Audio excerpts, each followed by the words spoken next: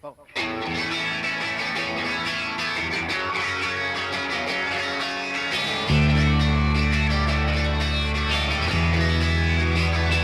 Honey, let's give this another shot.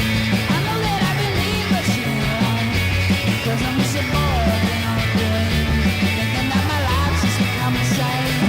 And everywhere I go, it's the same old thing. People looking down in the rain. You're standing in the cold and I'm the rain. I was just so blind that I couldn't see. You, honey, you, honey.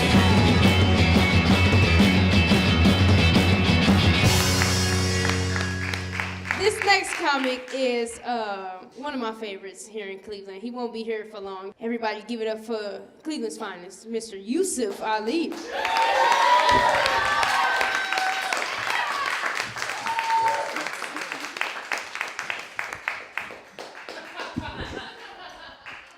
She's keeping my hat warm for me. Keep it going for Jasmine. I don't know, it's cold outside. It's supposed to be warm. It's May 1st, but it feels like it's January 1st. I don't know what to do about this weather. I won't complain because it's not as cold as it was last winter when it was like cold down south and cold everywhere. I tell you what, if it had been cold down south during slavery, they might have canceled it. Like, at least postpone it. Like, man, we can't send them out there like this, you know. No North Face coats or nothing. That's terrible, man. Actually, I did see my first sign of spring today, now that I'm on the subject. I saw a baby squirrel talking to a full-grown chipmunk over a meal. Well, I imagine they was talking, because it's rude to share a meal without saying nothing to nobody. They both had a little nut when they was talking. And the odd thing about it stood out because a baby squirrel is about the same size as the full-grown chipmunk. So I imagine the conversation was probably a little different because the chipmunk probably thought he was talking to another squirrel with Down syndrome. Or not. Maybe Down syndrome jokes not good for YouTube specials.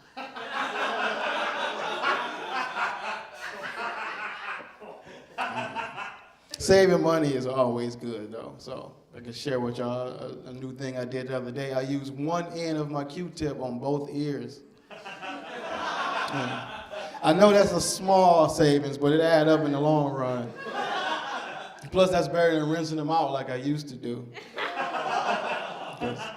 I get that directly from my mother, man. She was really cheap. Like, she was the type of person that would have a fur coat on, but then we was washing out Ziploc bags to reuse them and stuff like that. I don't know. And we would wash them out a lot. You know how I had that white label that contents of, that'd be gone. It'd just be a murky bag on the dish rack. So that trickled down to me. Some of her racism trickled down to me too, just a little bit. Because she named me, like, my name is Yusuf Ali, but I'm not as Muslim-y as my name suggests I should be. Like, you look at me and it's like, you don't look that threatening at all. Like, it's like compared to the average Muslim, it's like if you've never seen a bear, right? And the first bear you see is a koala bear. You're gonna be like, that's like a big ass squirrel. So like, I'm the big ass squirrel of Muslims. But like I said, that's my mother's fault, man. Like her name Debbie. Not Debbie X or nothing, man, so. And I say she's racist because she converted. You had to be at least a little bit racist to convert to Islam when she did, so that's okay. Like I said, my racism is just a tad bit. Like I have a thing against colored toothpaste. I bought some white toothpaste. I think it does a better job than the blue toothpaste. So I mean, that make me a racist, you know, KKK all in my mouth. That sounds weird out loud. I should have said that out loud before I shared that on stage. That's bad. Not as bad as racism as a whole, though. If I had to take some KKK in the mouth to stop racism, then I'm talking toothpaste, people. No. I don't know. It's hard to not talk about politics when you talk about race these days because of Donald Trump and his racial divides, but I don't care about that. I love Donald Trump because he's hilarious. And as a comic, I would love to see him be the president just for that much more material over the next 4 to 8 years. But I bring Donald Trump up to say this. Had I known he would have got this far with that bullshit he been saying the last year or so, I would have gave it a shot. I would have tried to run. Because I got a legit, serious way to solve crime. And that could be my whole political platform. I say we just put legal weed stores side by side, like with sperm banks, in all the crime-ridden neighborhoods, and let nature take its course. Like people be jacking off for cash, then going to buy weed. It'd be too high to do crimes. It's win-win, man. If you busting nuts, you will not be upset. I don't have any scientific proof, but I know that every time I bust a nut, I'm very relaxed. Like I got a movie Chirac that came out, and the premise of the movie was these girls holding back sex in order for the violence to go down in Chicago. But that's probably why the violence is up. If everybody was fucking, it wouldn't be as much trigger play, I don't think. At least not that kind of trigger play. I shop at cheap places to save money and do everything I can to save money. Like y'all know 5-hour energy drinks? Resealable caps. You can take a sip, wash the dishes, still have like 4 hours and 45 minutes left. Get all your money's worth in that. And then as a comic, I go on the road and I look for dollar stores, and there's not a lot of dollar stores, and people think that's a grammatical error. But I don't mean Family Dollar or Dollar General or Dollar Tree. In Cleveland, we have dollar stores, and it's spelled DOLLASTO with the little thing over the O. So you know you're in the right place. Because sometimes it's cheap illuminated letters, and it might not say dollar store, it might say Dow Street. But, you know, it's the same. You get what you pay for. Like, I bought some fake aluminum foil. Took about an hour to get a plate-sized square off of the roll. It was so thin and everything, so cheap. Next time, I'm just gonna chew like 78 pieces of double mint. Like, it might take a while, but it's gonna hold better. I swear it will. Then y'all buy the plastic because it goes with the foil. It's hand in hand.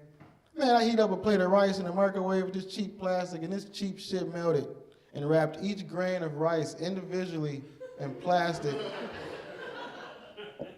You know how long it takes to peel plastic off a minute rice? More than a minute. It's disappointing, man. A lot of disappointment.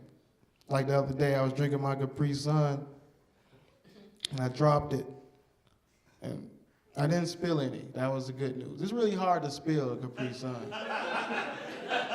It's a small hole on that little bag.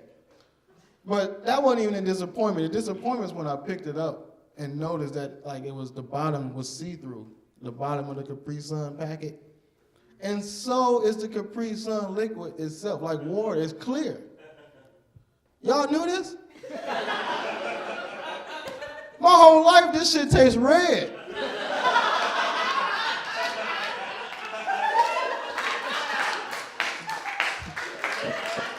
I mean, I ain't been to sleep since Saturday, and y'all laughing about this shit.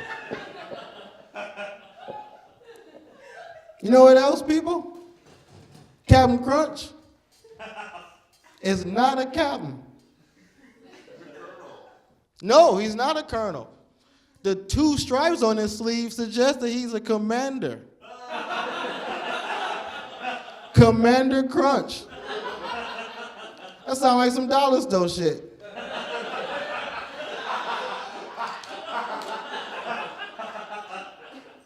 I think I'm gonna leave on this because I actually ain't even looked at my clock, so I don't know how long I've been up here. But I'm gonna tell you this. This lady had a baby. It was a stillborn baby. And she had it at work. And she put the baby in her desk drawer and kept working. Like, she finished the day out, which obviously she's out of PTO. That didn't bother me. What bothered me was I know 3 people that got fired from a job for having snacks at their desk. Let alone a fetus. Yusuf Ali, go Cavs.